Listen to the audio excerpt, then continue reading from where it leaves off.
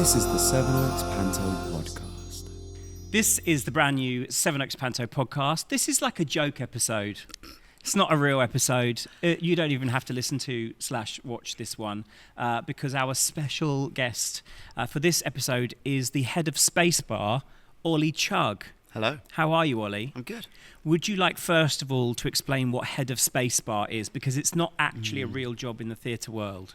Well, I guess I'm like some sort of glorified stage manager, but I'm completely unqualified. A glorified stage manager, so you're better than stage managers. I wouldn't say that. You just did say that. Wow. Talk about your job. What do you do? Well, I think the clue's in the title. Really, I press spacebar a lot. A lot? Well, I'm the only one who presses spacebar. But how many times do you press spacebar? I think I press spacebar about 100 times in a show. 100 times? I think you may have inflated the number. Well, it depends if I remember to press spacebar. Let's get into it, shall we? Yeah. So you started with us because of COVID restrictions, I think, didn't you?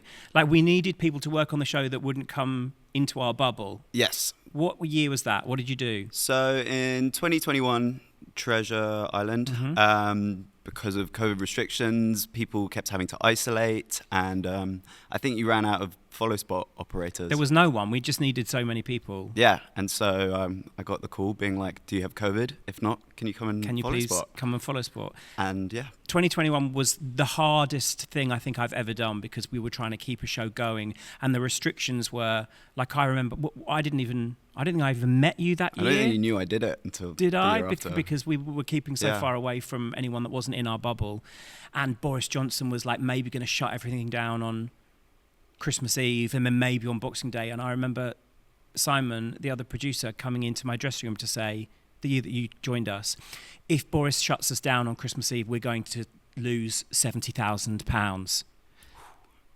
Good luck with Act 2. And then I went back on stage to be funny in a dress again. That was the year that you joined. And then how has your role changed since then? So then I think the next year I was also meant to be a follow spot operator, but then for various reasons I got bumped up to head of Spacebar. Wow. I was very grateful. And explain, because in a traditional show, you'd have a stage manager, a deputy stage manager who was calling the show, all of the cues, lighting, sound, AV cues, etc., and then a stage crew moving the set. So explain what pressing Spacebar actually is. Well, because of the way that Sevenoaks Panto works and because all of it is so automated, like I pretty much just cue everything that's been pre-organized by more intelligent people.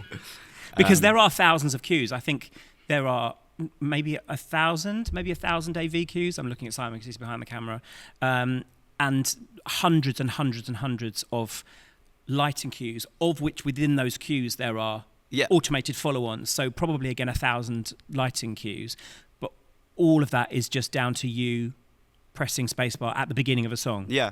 Well, because a lot of it's in the track, like you said, there are follow-on cues. It's like if a song starts, I might start the song, but then I just let the computer take over. Yeah. It's pretty relaxing, really. Have you ever thought what would happen on the day that the computer says no?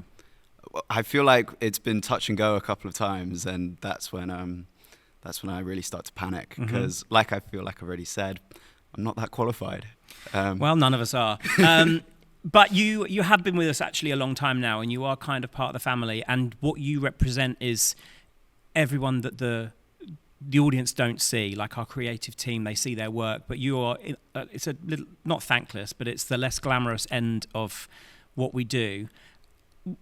What's your year like with us? I mean, you work with us on all of the promotional stuff in the year, but then when it gets to rehearsals, what's your job? What do you do? What is someone who was watching or listening to this who thinks, I want to work in theatre, but not as a performer? What's your job? I mean, it's what I love about it is it's just a little bit of everything, you know. Like I think well, you guys brought me on really to be an extra pair of hands and to help out with the stuff that nobody else really wanted to do. And so, but because of that, it means it's really varied. Like some days I'll be holding a boomstick if you're recording content, and other times it might be painting a costume or a set piece. Or you have to make weird stuff. I do have to make weird stuff. What's the weirdest thing you've made for us? Your pot noodle dress was a challenge. Yeah. That required a whole team of people really having to think outside the box of 12 Days of Christmas props. Yeah. One of the most favourite bits of the show for our audience, and actually a lot of that is down to you making those random props that I make. Yeah. Any particular highlights of the 12 Days of Christmas themes? Well, I really like all the things that I don't make that you guys order because Right. at the end of the run I just take that. It's So in I've an got Amazon box. So. I've got a Panto suitcase, I've got a Panto frying pan, like my whole house is just kitted out with Wow. 12 What days is it? props. I didn't realise that you stole from us. Yeah, wow. What is your most treasured stolen item from the years of Sevenoaks Panto you've done with us? Ooh. I mean, my water bottle was a pint of milk in 12 days. And that was quite a nice still use Chili's that? water bottle. Yeah. Okay, nice. So yeah, I think about Panto every day. Wow. Drinking water. Weird fan. So once we're into the technical rehearsal, then you've stopped helping make props and get the show ready for tech. Then what's the job for you? Well, I think that's when it's most varied because it just depends where everyone's at with the show. And so like one morning I might spend the day gaffering cables or like fixing lights in the ceiling, and then I'll be like into the workshop painting props or like but then there's the moment where you actually need to know the show because you haven't been in the rehearsal room with us. yeah, well dress rehearsal is always the most stressful part for me because like you said, I've got like 2 runs to essentially learn the show before an audience is in here, and that's when I start to sweat for sure because it's just requires. Do a you lot of enjoy that concentration. bit, or is it? Do you like the bit where we're making it and it's all like, well, how is this bit going to work, and how long is it going to take us to work out? Like the flying carpet sequence. Yeah. Was a 2.5 minute sequence last year, but it took I don't know, like half a day, 2/3 of a day to put together. Well, it took half the run to get right. Well, I think. Do you like that bit, or do you like when it's settled and you know what you're doing, into the run? I prefer the bits where everyone's having to be a bit flexible and having to learn stuff and compromise and work things out because, I mean, as I'm sure you might mention, I have a tendency to lose focus maybe once I've learnt the show a bit. And You want to tell us about those moments? well, Because it's not that you lose focus because you wandered off to flirt with the dancer. It's been No. known, but it's not because of that. So in those moments where you forget a cue, what's actually happening? Because I can see you. That's where you stand. Yep. But Well- tell our listeners. Well, basically what happens is I'm a big fan of the show, and sometimes I just get caught up in the storyline, or someone might do something a bit different or improvise a little bit, and I'll just be having a good time in my little corner over there. And then what happens? Then I don't press the spacebar, and all hell breaks loose.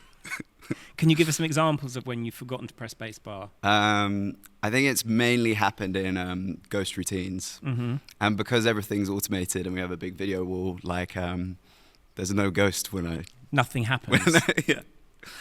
My fondest memory, at the time I was livid with you, but now thinking about it, the entire show stopped because it was a moment in Jack and the Beanstalk, and the giant had to come down the beanstalk for the finale, the big crux of the story. Yeah. And I looked at you. You were in the wings. I was on stage, and you looked at me. And then I kind of smiled at you, and you just smiled back. You thought we were having a lovely moment, and then I had to go, press spacebar. On stage. Yeah. How did that moment feel for you when you realised that we weren't friends necessarily? I was just trying to get you to do your job. I was quite scared, I think. I mean, it's quite something when Damon Lane towers over you, and yeah. And there have been. Threatens you. Let's talk about this, because there have been a couple of instances where you've messed up so much that you've actually been brought onto the stage to apologise to a 450 paying audience members. Yeah, well, that just shows there's a lot of pressure in the Right. work, and if you mess up, then you might face public humiliation. Is there anything you want to say to the Sevenoaks Panto fans right now? Maybe in advance of this year and the mistakes you're bound to make. To all the people who've seen me mess up the spacebar, and to all the future people who will inevitably see me mess up spacebar, you have my deepest I can't do it. You see? I can't do it. You I'm can't sorry. apologise. I'm That's stuck in your throat. completely insincere. Say sorry. I'm really sorry. We'll be back after this message from our sponsor.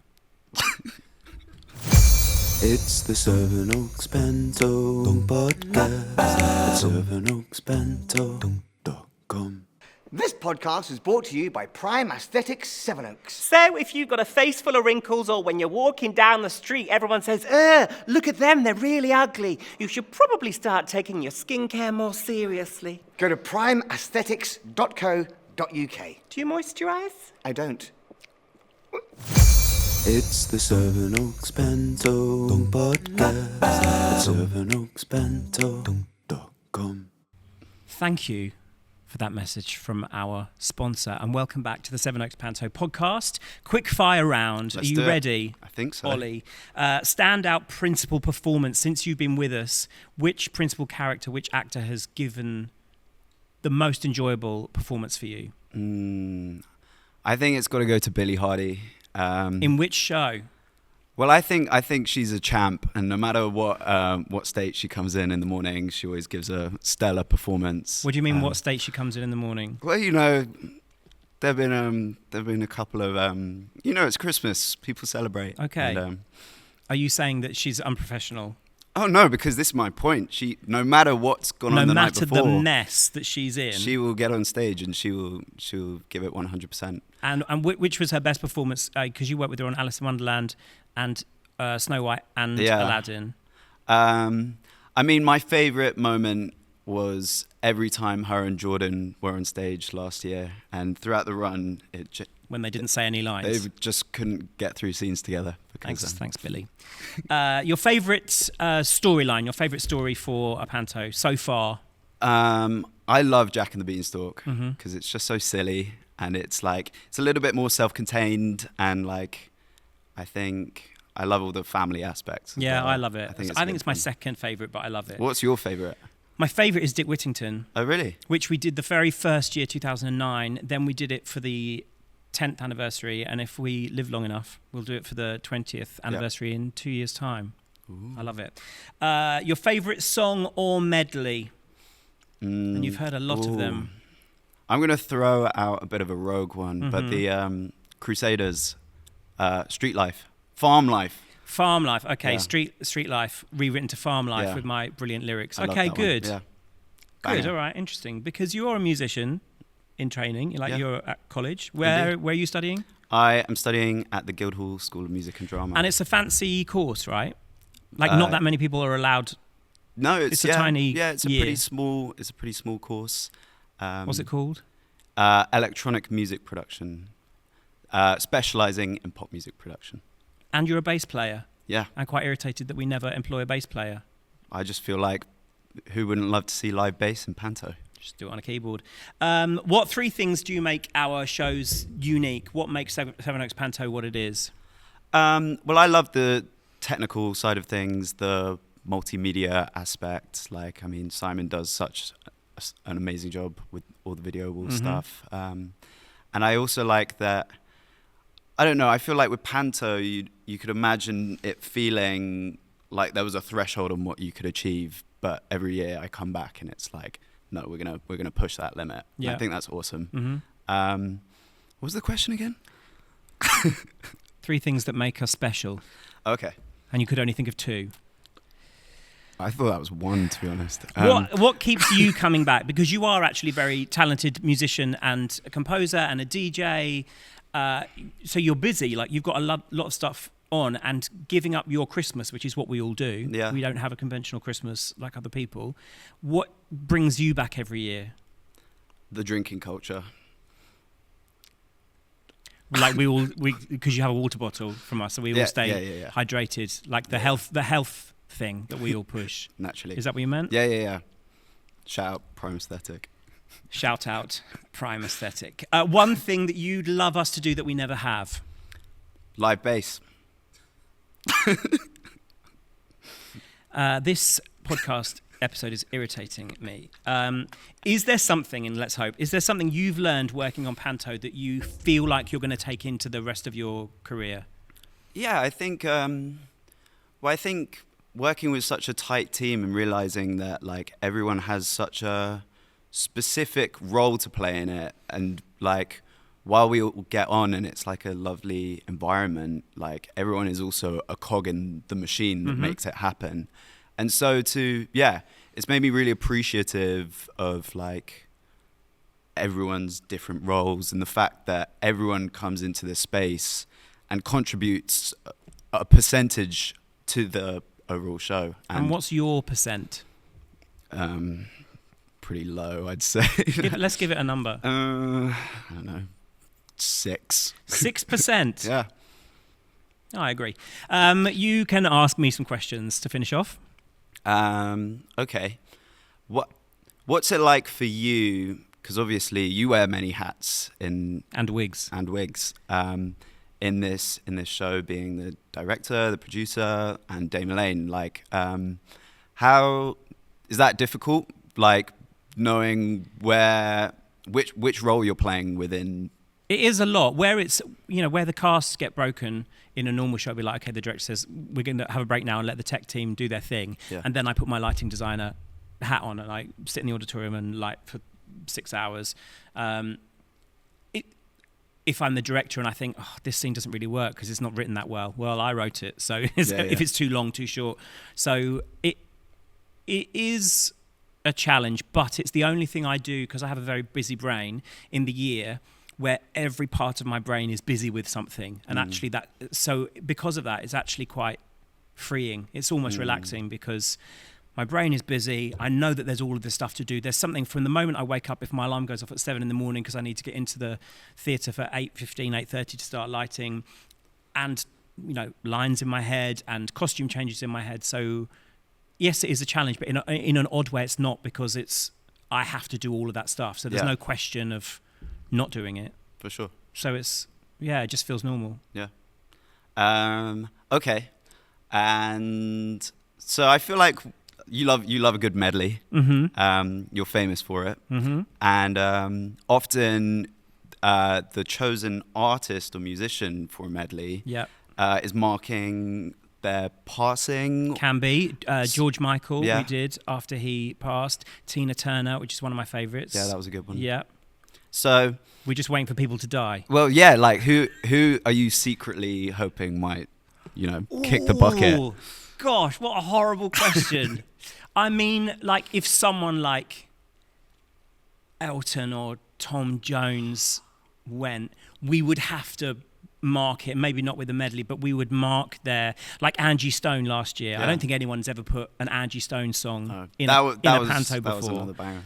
But and James sang I Wish I Didn't Miss You. He sang it beautifully, and it provided a moment of pathos, which is really important. Yeah. And actually, because for anyone who was aware, because she had passed, there was a little extra moment of pathos. Yeah, maybe one of them. Elton. Maybe Elton. There's so many, but there are so many that we've made that I'd want to bring back. Like, we did a Simply Red medley, which was incredible. And back in the day, we did a Blues Brothers medley, which was like really some kicking tunes. Yeah. So it's hard to pick sometimes, but yeah, Tom Jones, Elton. Have they got enough good songs? I think so. Can I say that? Maybe. One more question and then we're wrapped. Wow. I'm trying to think. Okay. That's a really strong finish. Another ad break. Let's take another ad break whilst Head of Spacebar thinks of a question. We'll be right back after this. And we're back. Thanks so much for our sponsors' kind words. So to finish this episode of the Sevenoaks Panto Podcast, your last question, Ollie, make it a doozy. Okay. If money were no object, what is something you would implement into the show that you think would just blow audiences' minds? 12-piece band. With bass? Double bass, because you can't play it. Video wall with physical automation and hydraulics, so that you could move pieces around, and we'd also have to invent some sort of lift if we were doing it here. I assume we are doing it here at the Stag. And an entire set of incredibly detailed brand new costumes, and the rule for the costume designer would be that no principal character can come on with the same costume twice. Cool. I like it. That's what I would do. Yeah. Shame money is an object. It is an object shaped in pound coins. Please use your pound coins by booking tickets to Robin Hood at the Stag Theatre, Sevenoaks this Christmas. Thank you for listening or watching to the observing on YouTube or Spotify or Instagram, or just this little clip that you've watched because you can't be bothered to listen to the whole thing. And tune in next time for another episode of the Sevenoaks Panto Podcast. Thanks, Ollie. That's right. Thanks.